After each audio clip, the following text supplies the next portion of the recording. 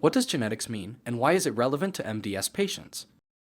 I think it probably is best to start with really what MDS is.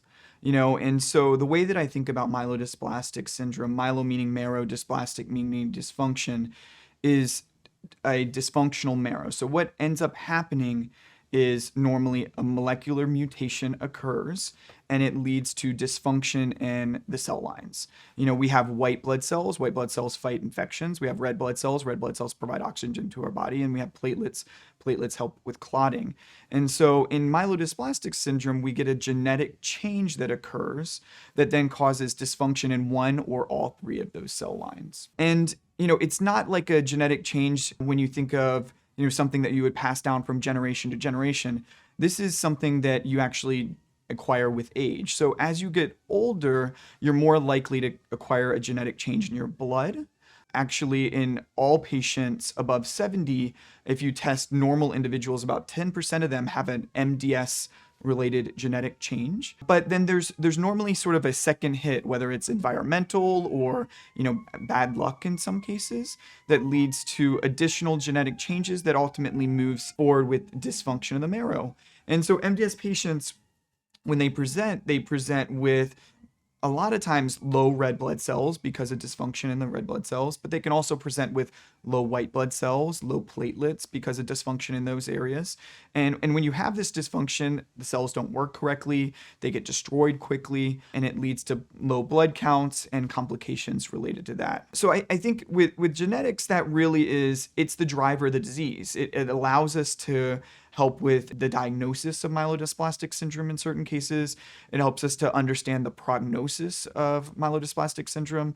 Now we have a risk calculator that actually incorporates genetics in the IPSS-M. And so that's something that we use as clinicians to really look at clinical factors as well as genetic factors to be able to better predict who's going to do well, who might need potentially a bone marrow transplant, who might be able to just get supportive care, and who we might be able to observe and not do anything for those patients. And then the next step is how can we start utilizing genetics more for therapeutic reasons in myelodysplastic syndrome? In acute leukemia, which is generally what myelodysplastic syndrome would progress to if either left untreated or left alone for a long enough period of time. We do have very discrete targets, genetic targets that we can utilize, whether it be FLT3, IDH1 and 2, where we have drugs to specifically target those mutations. In MDS, it's a little less defined. We have lenalidomide, which doesn't specifically target a molecular mutation, but targets a chromosomal change in 5q, which is a loss of a chromosome in the blood that leads to this bone marrow dysfunction.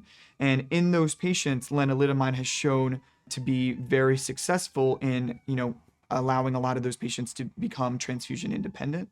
But in the genetic space, we don't really have a lot of specific targeted therapies. Luspatercept is really kind of the main one we currently have, with it, seeming to potentially work better in the SF3B1 patients or the ring sideroblast patients.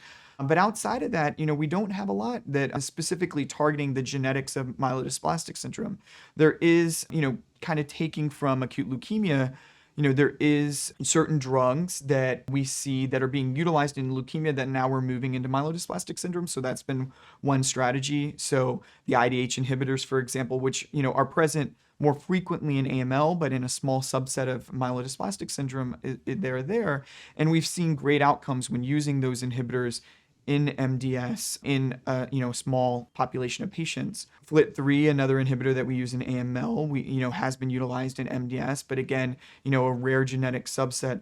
So the question is, can we start to, have better drugs for the more prevalent mutations in MDS? And I think that's, something that, everyone is looking into. There's a lot of clinical trials and clinical research in that, but right now we don't sort of have a genetic mutation that is in a huge number of patients that we're specifically targeting in myelodysplastic syndrome. So, when we talk about genetics and MDS, what we're really generally referring to are genomics. And what I mean by that is these mutations that we're looking for in association with MDS are not mutations that an individual is born with. They're mutations that are acquired over the course of an individual's lifetime, and they're generally only found in the bone marrow and blood cells. If you were to swab a patient's cheek, we would not find most of these mutations that matter in MDS. They're important because they tell us about how a patient will do, how they help us to determine sort of disease severity of MDS and what a patient's course is likely to be over the next several years. There is some data that some of these mutations may also help us predict response to therapy, like hypomethylator therapy, drugs like azacitidine or decitabine.